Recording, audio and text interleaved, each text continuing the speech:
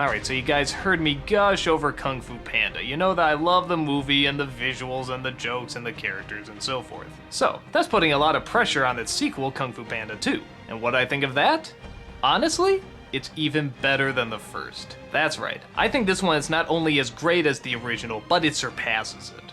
I think the first one already set the bar pretty high. It ups the jokes, it ups the action, it ups the characters, it even ups the drama. Yeah, there's some real tearjerker scenes in this movie. Yeah, I know, from Kung Fu Panda 2, God, these movies are so never judge a book by its cover. Po returns as the Dragon Warrior, but a new threat has entered town. A peacock, played by Gary Oldman, threatens the land with a brand new weapon. And he has a particular interest in wiping out all the pandas. Why? Because a prophecy foretold that a panda is the only thing that will destroy him.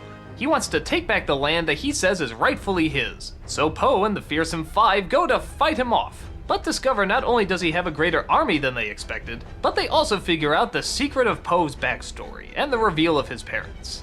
Rather than just tell the same story in the first one or rehash anything, they actually decide to continue the story like a good sequel should. Po is not only learning more as a person, but he's also learning more in his technique. And the fearsome five aren't just making fun of him anymore, they actually legitimately respect him. I even think there's a very good, real, believable friendship between him and Tigress.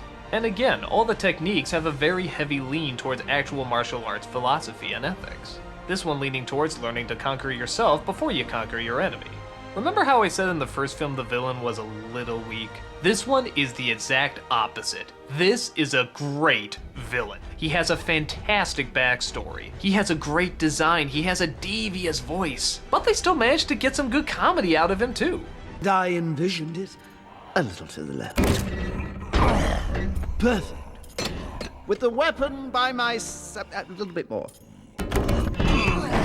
It's a perfect balance. There's also new characters played by Michelle Yeoh, Jean-Claude Van Damme, and even the return of old favorites like Dustin Hoffman. The film is great too in that I didn't really know where it was going, at least not the whole time. I like the first one a lot, but you could pretty much tell what direction it was leaning towards. This one threw in a few more twists and turns and made it a little bit more dramatic. Hell, I actually heard people crying at some scenes in this movie. Yes, Kung Fu Panda 2 starring Jack Black actually made people cry in the cinema. That's a damn impressive feat.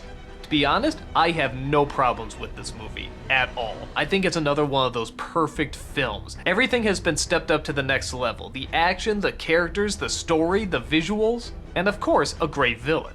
However, is there a downside? Yes, there is. It came out the same weekend as fucking Hangover 2.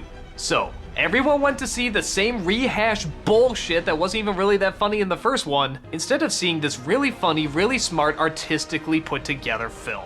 And what everybody say about The Hangover 2? Yeah, it sucked. It was just Hangover 1 again. What everyone say about Kung Fu Panda 2? That was good. It wasn't just Kung Fu Panda again. But no, everyone went to see Hangover 2 and God, fuck that movie. If they don't make a Kung Fu Panda 3 because of this, I will be really pissed off. And the end indicates that there's going to be a sequel. And by God, with 2 films this good already under their belt, they better fucking make it. I don't even know what else to say without giving away too much. I just adored it. It's a film series that just keeps getting better and better, and I pray it continues to do exactly that. If you liked the first one, then you're definitely gonna love the second one.